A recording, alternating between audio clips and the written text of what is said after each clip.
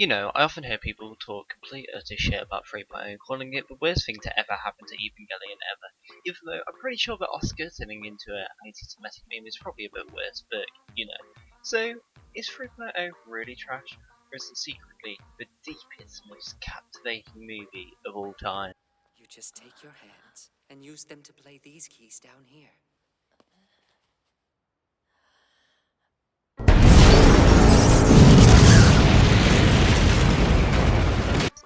3.0 takes place 14 years after 2.0 with Shinji waking up, and a lot has changed, and when I say a lot, I mean everything.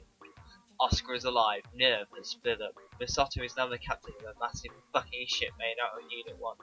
Rei is actually an emotionless doll. Ritsuko has short hair, and everyone has realised how much of a bitch Shinji is, and they all hate him now.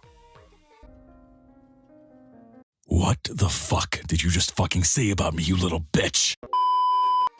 With this setup, it kind of solidifies that the rebuilds are just focused on Shinji.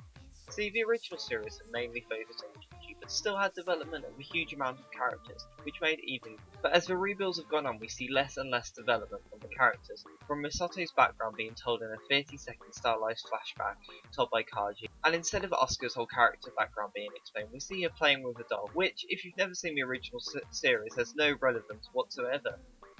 Moaning aside about the rebuilds, this, as Shinji's story, works well as an individual film, as we get to be put in Shinji's shoes and we follow him as he comes to grips with what has happened and how he's dealing with it, even though how he's dealing with it may be a bit questionable at times. Don't tell me you're dumb enough to fight like Neva! I guess I am, but it's different! I'm gonna change the world! No.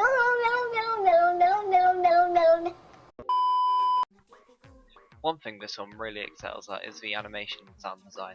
Every frame of this film is beautiful, whether it's the fights in space, destroyed city, or some serious 40k imagery with the either climbing a tower of skulls. We should turn around, Shinji. I've got a bad feeling about this. Blood for the blood god! Blood for the blood god! Blood for the blood god! The overall shot composition really sets the tone from the start. It gives a feeling of loneliness and insignificance, which really lets all the motifs of the film sink in.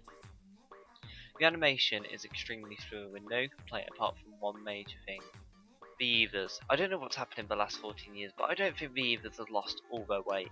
They just feel so light and not impactful at all. I don't believe there's a massive robot on screen, it just doesn't feel like it. The soundtrack is amazing, it has this very gritty, epic style to it, giving the feeling that something major is going to happen, but we're still in this dark situation. And it also gives a sense of urgency, which gets your heart pumping at times. The voice acting for the Japanese and English versions are just on point. The dub hits all the notes correctly, and it better off because it took Funimation 3 years to dub this thing. And overall, honestly, I prefer the dub to the sub, because I'm a filthy casual who doesn't understand the pureness of the Japanese language. All in all, this film is a good standalone film, but not so good of an Evangelion film.